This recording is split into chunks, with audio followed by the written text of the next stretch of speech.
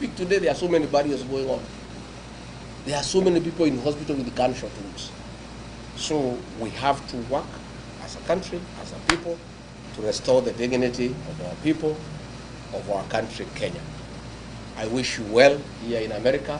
Stay well, keep safe, work hard, and remember us back at home. Nakatuthi mutu aciari acio mutigite muci twaikaro kegambaga titi mwama ikiria kindu always katigana ni nethi kuigira tagambite titi ikiria so that they keep going. We take care of them, and tondu Ngai ni amurathimite murathime andu acio onao makenagire wonjoria wanyu and your hard working and your successes here in America. I want to thank you. Foreign exchange honor for our country. As we speak today, coffee, tea, and tourism have been overtaken. The highest foreign exchange honor for our country, Kenya, are remittances from the diaspora. So you guys, the Diaspora Brigade, are a serious partner of our economic development, because it is your money that you bring back home that we use to pay foreign debt. It is your money that we use to import goods to Kenya. It is your money that we use to run our foreign missions. Without the Diaspora Brigade, our economy is stuck.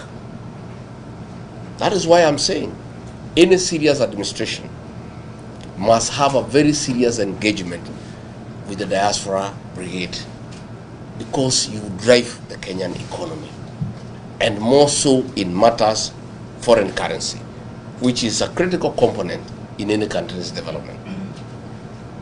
For those of us who rear dairy cows, and some of you do, maybe here, maybe back at home,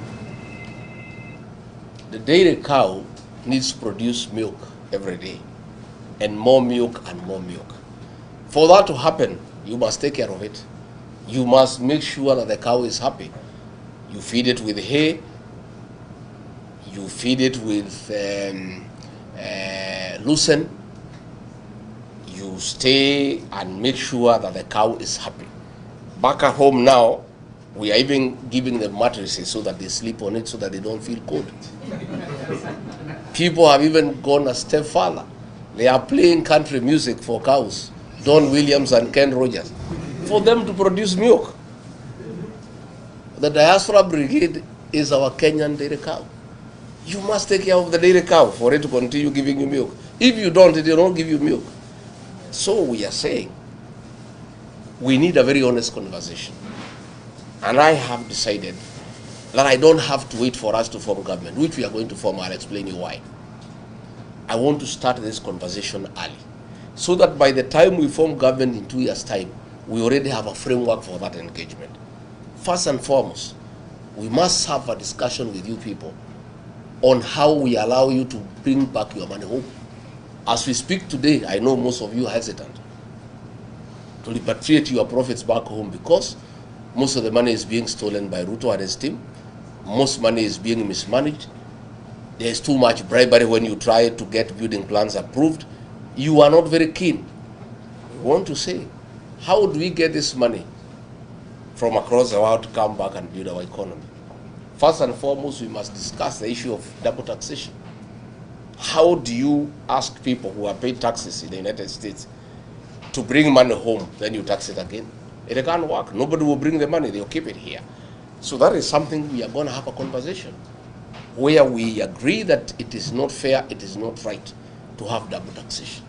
That once you have paid taxes in your country where you do business, that money when you send it home should not be taxed again. And that will encourage you people to invest back home. Again, we want to discuss with you on the possibilities of establishing a diaspora bond where money can be put together for investment, and we can discuss an interest rate that is attractive, probably much higher than what is available in your country where you are doing business. That is a conversation that we want to have with the diaspora people.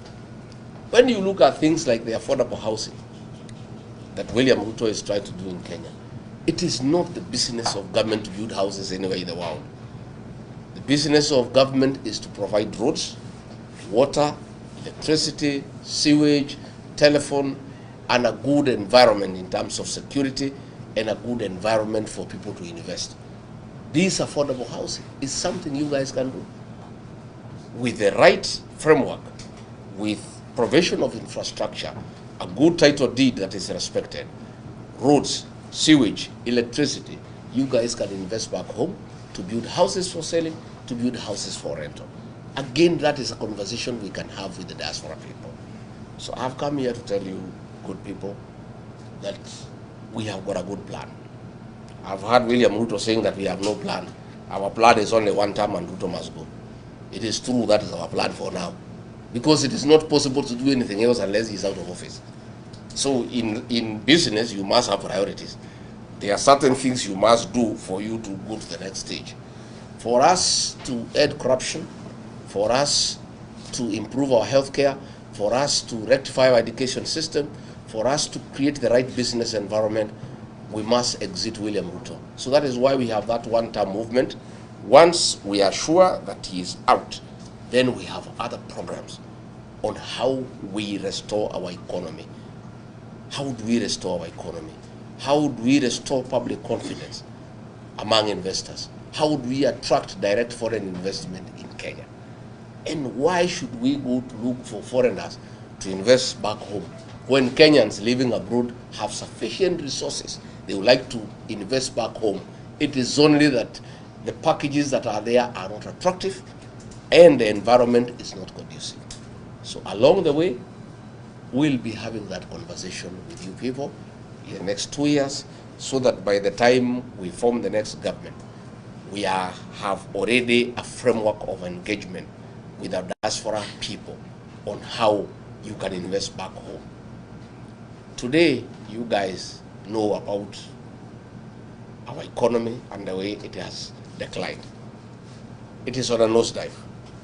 I heard Ruto saying that figures don't lie. Oh, we have a 9.4% economic growth. Oh, since I came, inflation has come down, I don't know, from 8% to 3%. Those are all figures. If you want to know whether the economy is doing well or not in Kenya, ask the diaspora people. They will tell you, because they are the ones who support families back home. The money you are sending home 3 years ago, you are sending twice or thrice the amount to do the same thing that you used to do, for shopping, for your mother, for your brother, for your relatives. So you don't need to be told by anybody whether we are doing well or not. You know, because the value of the shilling has gone down. What you used to spend 20,000 to go to the supermarket and do shopping for your parents back home, 20,000 used to be a full trolley. Today, 20,000, you can't do half a trolley. You just do a few bags and 20,000 is gone. So things are not working, things are not good. I've heard them shouting at me that I'm talking bad about my country abroad. I am not. I'm just talking about poor leadership. Kenya is a beautiful country, hard-working people, good people. But we have poor leadership that we need to fix for things to work. And we must also be honest people. I cannot come here and cheat you that we are doing well. I'll be a liar. I tell you, oh, things are very good, because you know differently, because you are doing things back at home. So mine is to tell you that we want to have an engagement with you going forward, and I want to assure you that there are good investment opportunities back home. Again, east or west, home is best, and that must be your final destination. At the end of all these investments you have told me you are doing here, the clinics you are doing, the transport industry you are doing, the IT consultancy you are doing, all that work you are doing, finally, you need to come back home and enjoy in old age the fruits of your youthful engagement. When you had energy, when you are young, when you are vibrant, you invested. You need to come back home and enjoy that. And we have a responsibility as leaders now to create that environment, to enable you shift your investment slowly and progressively, so that hapo mbele, what you have here, you don't stop. You hand over to your children. Wakuja waendelee. Na wewe uelekee wapi? Nyumbani. Lakini uelekee nyumbani kukaa nyumbani kugoja kukufa, unaendelea na kazi nyingine. You know? We want, because for you to stay healthy and alive for a long time, you need also to be active. So you people are active people, you are business people. So I want to encourage you that once things are sorted out and we have got a good engagement, come and invest back home. If you are doing a driving school here, come and do a bigger one at home. Hii hapa wachia watoto waendelee naye. Yeah? So that wewe usimalizwe na baridi hapa, kuja nyumbani. It's much easier for you as you age, as you stay much more. So that is why I've come, and I'll be doing that, I think, in about 5 states. And I'll be back again and again and again. And above all, I also want to tell you that our community is under siege at home. And when you destroy this community, you destroy Kenya. We are the drivers of the Kenyan economy. Since William Ruto declared war on the mountain, the economy is almost collapsing because people have stopped paying taxes, people have stopped investing, they are waiting for a new government. The way you are holding your money here, that is what people are doing in Kenya. Even ourselves, we do biashara kidogo kidogo, tumeshika kidogo tungoje mambo ibadilike. This is a community that is responsible for the growth of the Kenyan economy. And that is why you are successful here, because that's the way we were born. We are very aggressive people. We are very enterprising. We are very outgoing. And that is why we are in every town in Kenya. That is why here I have done some check. 80% of the diaspora brigade in the United States are people from the mountain. Because that is who we are. We are very aggressive people. We are very organized people. We are very hardworking. We are very focused. So I want to ask you, you have a lot of influence back at home. Because those families you support, those people you support, they listen to you. Please talk to them and tell them that in the space we are, we must stay united. Our strength as a community is our unity. We have the numbers, yes, to form government, but those numbers are only useful if they are united and they cast their vote in one basket. But if we are divided, we are stuck. That is why William Ruto got rid of me, because he started to divide the mountain, east and west. Meru, Embu anaweka kando, hii ingine anaweka kando, anagawa watu ya Nakuru. I told him, you can't do that. Because I knew if I allowed him to divide the mountain, we are finished. He'll sit on us the way Moi sat on us for 24 years. So I refused. And I must report to you that I have successfully managed to keep the mountain together. It is so united, it has never happened since independence. The mountain is one. The Merus, the Embus, the Tharakas, the Mberes, the Kikuyu, we are talking one language. And we are all staying together and working together. I must say I was very happy when I came to Seattle. And when I went to Ngemi, I was a happy man. I found the Gen Zs, our children, dancing our songs, singing our songs, proud of our songs, proud of our heritage, happy to see their leaders united as a people. It was the happiest day in my life, because when I saw attempts to isolate us, and I have